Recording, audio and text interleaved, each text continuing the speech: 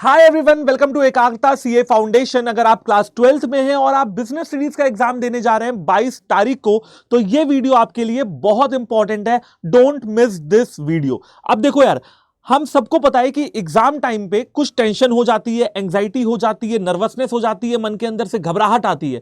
और घबराहट उन्हीं बच्चों को आती है जिन्होंने मेहनत की होती है साल भर, क्योंकि अब साल भर का जो पढ़ाई आपने की है वो 3 घंटे में आपको शो करनी है।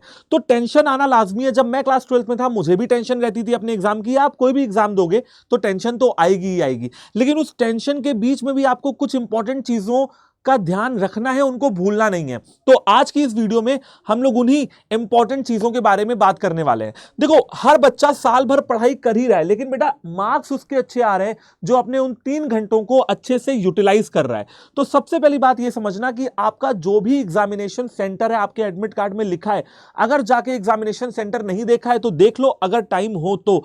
अगर टाइम ना हो कोई बात नहीं, जिस दिन पहला पेपर है उस दिन गए। मान लो बीएसटी का आपका पेपर है, अब आप बीएसटी के पेपर में जा रहे हो, तो कोशिश ये करना बच्चे कि आधे 1 घंटे पहले ही तुम पहुंच जाओ। लास्ट मिनट का जो रश होता है यार, वो बहुत बेकार होता है। वो हमारी पूरी पढ़ाई को ना, हमारे शांत दिमाग को, हमारे ठंडे दिमाग को वो बिल्कुल गड़बड़ कर देता है। जितना शांत हमने अपने अपने दिमाग को किया है ना सुबह से कि हमें सब आता है सब आता है सब आता है, रश की वजह से अगर आप कहीं फंस गए, उसकी वजह से आपका जो पूरा जो कूल जो काम टेम्परेचर आपने अपनी बॉडी का और अपने माइंड का एक सेट करके रखा हुआ है ना, वो जो है बिगड़ जाता है। तो कोशिश ये करें कि एग्जामिनेशन सेंटर पे बच्चे अपने टाइम से आधे 1 घंटे पहले ही पहुंच जाए, ताकि किसी भी तरीके का कोई भी लास्ट मिनट रश ना हो। अच्छा, एक मेरी एडवाइस और रहेगी कि एडमिट कार्ड यार प्लीज हाथ जोड़ के कह रहा हूं कि 2-3 फोटोकॉपी करा के रख लेना। एक अपने घर पे रख लेना, एक अपनी जेब में डाल लेना और एक अपने बैग में रखे रहने देना। कहीं पे भी भूलते हो तो तुम्हारे पास एक और सेट फोटोकॉपी का होगा। एक सेट फोटोकॉपी लेके लहराते मत रहना, ठीक है? 2-3 रख लेना। दूसरा मेरा जो टिप रहेगा बेटा वो ये रहेगा कि जो 15 मिनट का रीडिंग टाइम आपको बिजनेस स्टडीज के एग्जाम में मिलेगा ना, हाथ जोड़ के रिक्वेस्ट कर रहा हूं कि उस रीडिंग टाइम को केस स्टडीज के लिए यूटिलाइज करिए। देखो क्या होगा, 2 तरीके के बच्चे हैं। एक वो है जो 15 मिनट का रीडिंग टाइम है ना, उसमें एमसीक्यू सॉल्व करने की कोशिश करेंगे, पेपर को देखने की कोशिश करेंगे।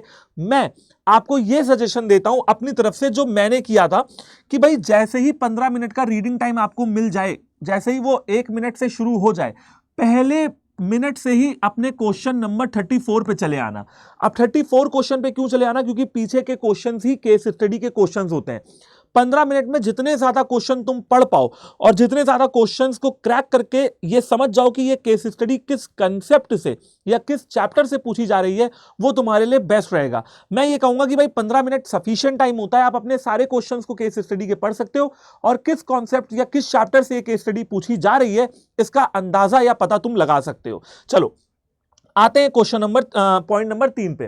भाई देखो, पॉइंट नंबर 3 यह है कि पहले उन क्वेश्चंस को अटेम्प्ट करिए जिनके ऊपर आपकी कमांड हो। देखो मैं आपको एक बात बताता हूं, यहां पे भी 2 तरीके के बच्चे होंगे। एक वो होंगे जो हर तरीके के क्वेश्चन को सॉल्व करने की कोशिश करेंगे। दूसरे वो होंगे जो ये जानते होंगे कि यार मुझे हर तरीके का क्वेश्चन सॉल्व करना है, लेकिन पहले मैं उस क्वेश्चन को सॉल्व करूंगा जिसपे मेरी बहुत बेहतरीन सी कमांड है। अब सर क्या हम पीछे से स्टार्ट कर सकते हैं, क्वेश्चन नंबर 34 से स्टार्ट कर सकते हैं, या हमको क्वेश्चन नंबर 1 से ही स्टार्ट करना है? बेटा आप क्वेश्चन नंबर 34 से स्टार्ट कर सकते हो, किसी ने रोका नहीं आपको।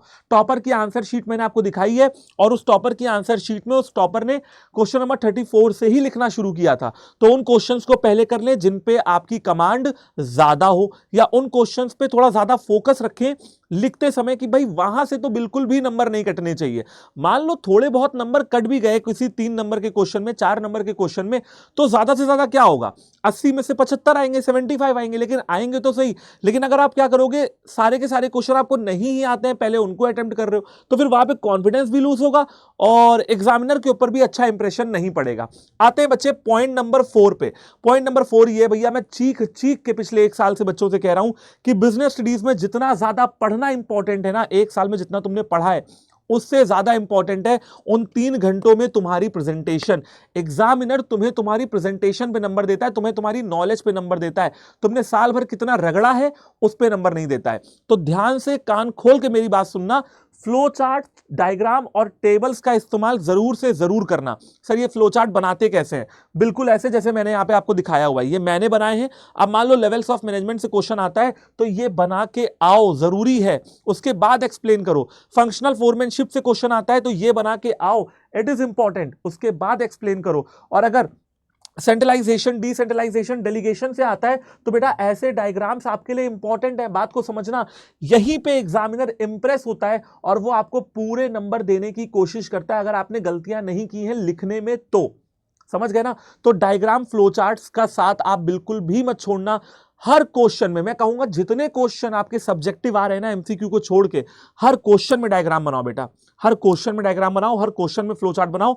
जितने क्वेश्चंस में टेबल की जरूरत है, अगर मैस्लो की नीड हायरार्की थ्योरी से क्वेश्चन आया है तो प्लीज ड्रॉ दैट टेबल, उसके बिना काम नहीं चलना है। ये बात अपने दिमाग में बिल्कुल बैठा लो। आते हैं नेक्स्ट पॉइंट पे। नेक्स्ट पॉइंट में देखो मैंने क्या लिखा हुआ है, अवॉइड पैराग्राफ्स। देखो बहुत से बच्चे होते हैं वो सोचते हैं अरे सर हमने एनसीईआरटी से पढ़ा है, संदीप गर्ग से पढ़ा और वहां पे तो पैराग्राफ में आंसर लिखे हुए हैं। अरे मेरे भैया वो संदीप गर्ग है, वो किताब है, तुम आंसर शीट में लिख रहे हो। तो एक काम करना, जब भी आंसर लिखना तो हमेशा पॉइंट में लिखना। जैसे मान लो कि यहां पे किसी चीज की इंपॉर्टेंस पूछी गई है तो भैया पॉइंट लिखो और उसको एक्सप्लेन करो। अब 6 नंबर का क्वेश्चन है तो एक्स्ट्रा लिखने की कोशिश करना, 7 पॉइंट लिखना। 5 नंबर का क्वेश्चन है तो 6 पॉइंट लिखना। अच्छा 5 नंबर का तो क्वेश्चन ही नहीं है, 4 नंबर का क्वेश्चन है तो 5 पॉइंट लिखना। 3 नंबर का क्वेश्चन है तो 4 पॉइंट लिखना। समझ रहे हो ना? कुछ एक्स्ट्रा देना पड़ेगा बिजनेस स्टडीज में फुल स्कोर करने के लिए। ये सारी वो चीजें बेटा जो मैंने फॉलो की थी, मैं कहीं से सुन के नहीं आ रहा हूं, जो आपको बता रहा हूं ये मैंने फॉलो की है और मैंने 100 में से 95 मार्क्स बीएसटी में स्कोर किए हैं। तो इस नाते मैं आपको बता रहा हूं कि ये सारी चीजें फॉलो करेंगे, एग्जामिनर आपको बेस्ट नंबर देगा। ठीक है ना? बात समझ गए? तो पॉइंट में अपने आंसर्स को लिखिएगा, पैराग्राफ को अवॉइड करिएगा, कीवर्ड्स को अंडरलाइन करिएगा। समझ गए? इतना आपको करना रहेगा। और 6th पॉइंट ये बेटा कि वर्ल्ड लिमिट पे फोकस करिए। बच्चे क्या करते हैं, जो क्वेश्चन आता है उसमें भर भर के लिख के आते हैं और जो क्वेश्चन नहीं आता उसको बिल्कुल ही छोड़ के आते हैं। छोड़ के किसी क्वेश्चन को नहीं आना, ये सबसे बड़ा अपराध होगा बिजनेस स्टडीज के पेपर में कि तुम किसी क्वेश्चन को छोड़ के चले आए। छोड़ना क्वेश्चन बिल्कुल भी नहीं, वर्ड लिमिट पे फोकस करना। अगर कोई क्वेश्चन 6 नंबर का है तो 200 वर्ड्स के अंदर लिख लेना। ठीक है, 4 मार्क्स का है तो 150 वर्ड के अंदर लिख लेना। 3 नंबर का कोई क्वेश्चन आ रहा है तो 50 से 75 वर्ड के अंदर लिख लेना। और एमसीक्यू में question number 1, option number A और जो भी एमसीक्यू है वो भी तुम लिख के आ सकते हो। तो छोड़ना नहीं है, वर्ड लिमिट के अंदर आपको सब कुछ लिख के आना है ताकि examiner to the point answers को देखे और आपको नंबर दे और आपके पास भी टाइम ना बचे। अगर कोई क्वेश्चन आपको बहुत अच्छे से आता है तो इसका मतलब ये नहीं कि आप उस पर 5-6 पन्ने भर के चले आ रहे हो और अगले क्वेश्चन में आपको टाइम ना मिल रहा हो। तो ऐसी गलतियां आपको नहीं करनी है। तो बच्चों ये कुछ सिली मिस्टेक्स थी जो कॉमन बच्चे करते हैं, लेकिन क्योंकि आपने ये वीडियो देख ली है तो आप से मैं ये उम्मीद करूंगा कि आप ये सिली मिस्टेक्स, आप ये गलतियां अवॉइड करके अपने पेपर में आने वाले हो। बात समझ गए? चलो, तो आखिरी शब्द जो मेरे से आपको सुनने को मिल रहे हैं वो ये है कि यार ऑल द वेरी बेस्ट। देखो टेंशन रहेगी, एंग्जाइटी रहेगी, मेरे कह देने से वो टेंशन खत्म नहीं होगी या किसी और के कह देने से भी खत्म नहीं होगी। मेरे को भी थी और आपको भी है, और आपको इस वजह से है क्योंकि आप लोगों ने पढ़ाई की है। लेकिन लास्ट में एक बात कहता हूं कि बेटा जब 3 घंटे, देखो टेंशन ले लो जितनी लेनी है, कोई दिक्कत नहीं है, अच्छी टेंशन भी इंपॉर्टेंट है, थोड़ी टेंशन रहेगी तो पढ़ाई करते रहोगे। जो वो लास्ट के 3 घंटे ना बेटा, उसमें न्यूट्रल रहने की कोशिश करना, ना सुख ना दुख ना कोई फीलिंग। क्वेश्चन अच्छा आ गया तो खुश होने की जरूरत नहीं है, क्वेश्चन खराब आ गया तो बुरा मानने की जरूरत नहीं है। अपने माइंड को डिस्ट्रैक्शन से बचाना, वो 3 घंटे में आपका क्वेश्चन पेपर ही आपका बेस्ट फ्रेंड है। उस क्वेश्चन पेपर से जितनी ज्यादा हेल्प हो सके उतनी लेने की कोशिश करना और अपने आंसर शीट को ऐसे सजा के आना कि बिल्कुल एग्जामिनर आपको नंबर देने पे मजबूर हो जाए। Thank you so much, all the very best from my side. आप लोगों का पेपर बहुत अच्छा होगा। थैंक यू सो मच, जय हिंद।